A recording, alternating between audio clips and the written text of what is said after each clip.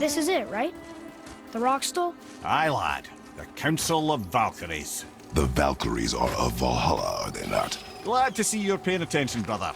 You are correct. Valhalla, the great hall of the Einherjar, is their home within Asgard. But while there, they are subject to the scrutiny of the All-Father himself. And relations between the Valkyries and Odin were tense during my tenure as his advisor. Why? Well, that's an even longer story, lad. For now, why don't we look around for some clues?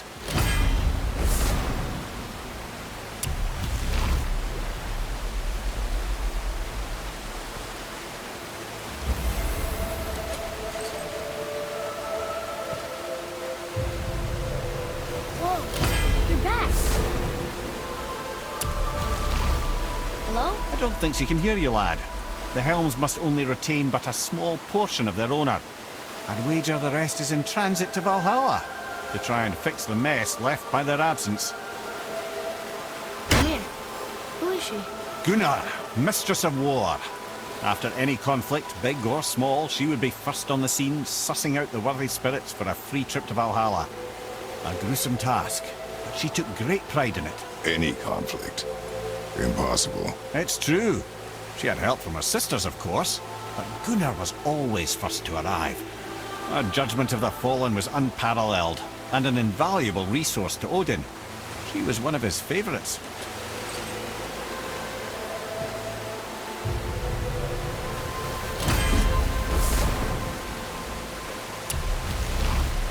Ah, Gondul. Beautiful Gondul. And? Huh? That's it? Beautiful Gondul? No story or anything? Oh, sorry, lad. The sight of Gondul always took my breath away. Gondul had a silver tongue, a sharp wit, and struck a figure so stunning it literally drove men insane. Odin forbid her from setting foot in Midgard after a time, as insanity is not a welcome trait in Valhalla. This is none other than Geirdriful, the master of arms in Valhalla, responsible for arming and training Odin's Einherjar. His what? His army come Ragnarok. The entire reason Valhalla exists, you see. The Einherjar wait in the Great Hall endlessly, feasting, drinking, and fornicating themselves silly. Once Ragnarok begins, Odin calls them into service to fight on his behalf. Geirdriful had her hands full training that lot.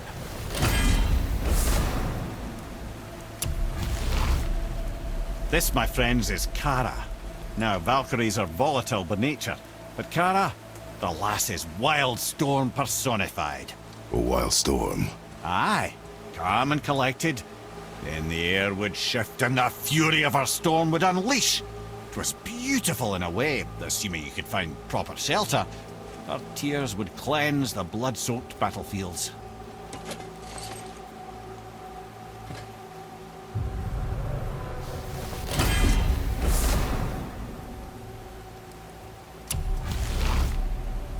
This is Rota, a chooser of the slain. I thought all the Valkyrie did that. Not exactly, lad. Although that is what they're most famous for, and by far their greatest responsibility. You've seen what happens to the dead without the judgment of the Valkyries. Hellwalkers. That's right. Rota, Gunnar, Skuld. Without them to clean up the aftermath of battle, hell overflows with souls meant for Valhalla. A sorry state of affairs. Rota must be beside herself. Ah, here we have Eir, the healer. A Valkyrie healer? Strange. Eir was strange, as a matter of fact. Very quiet, very calm. Where her sisters were violent rapids, Eir was a gentle stream. She healed the wounds of both mortals and gods, and even a certain all-knowing sage who once drank too much and fell off a mountain. Not my proudest moment.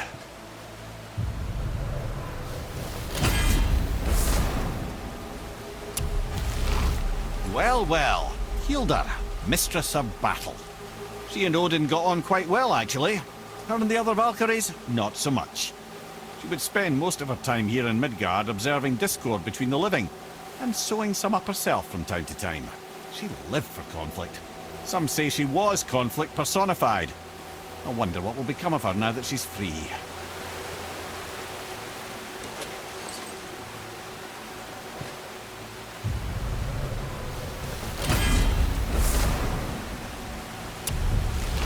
Olrun, once the daughter of a powerful chieftain. She fell defending him during a Reaver attack. Olrun was escorted to Valhalla, where she chose to devote her afterlife to the pursuit of knowledge above all else. Quite unusual behaviour amongst the constant drinking and feasting of her fellow Valhallian denizens. How'd she end up a Valkyrie? Odin. He saw a kindred spirit in Olrun's single-minded pursuit of knowledge. He appointed her as the Valkyrie's resident historian.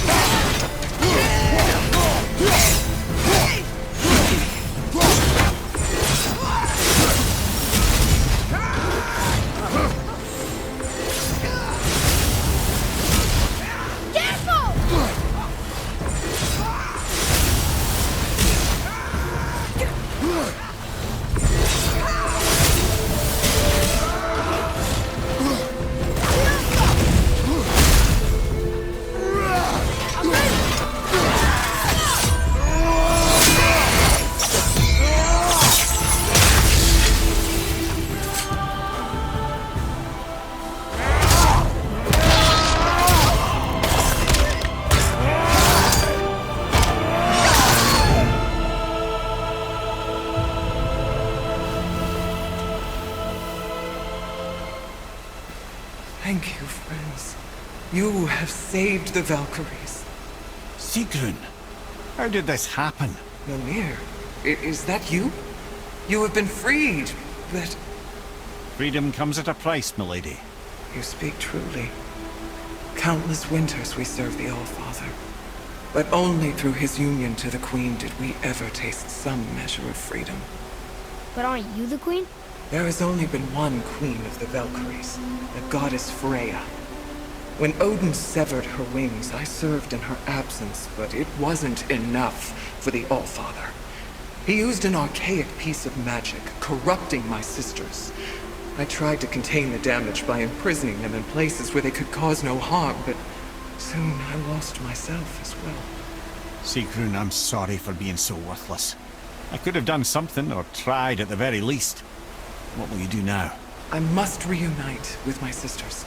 Together we can restore balance to the realms.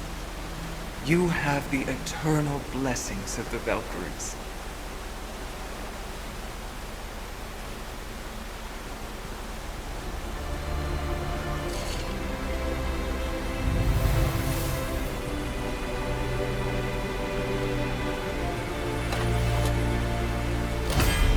Well, we did it, I suppose. You don't sound very happy about it.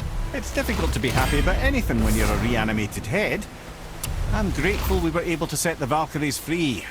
But so much of this could have been avoided, if only... You said it yourself, Head. It does not matter anymore. The past is the past. Well, that's awfully cheerful coming from you. I am in a good mood. The dwarves will make use of this help. Your dad's a wee bit single-minded, isn't he, lad? Definitely.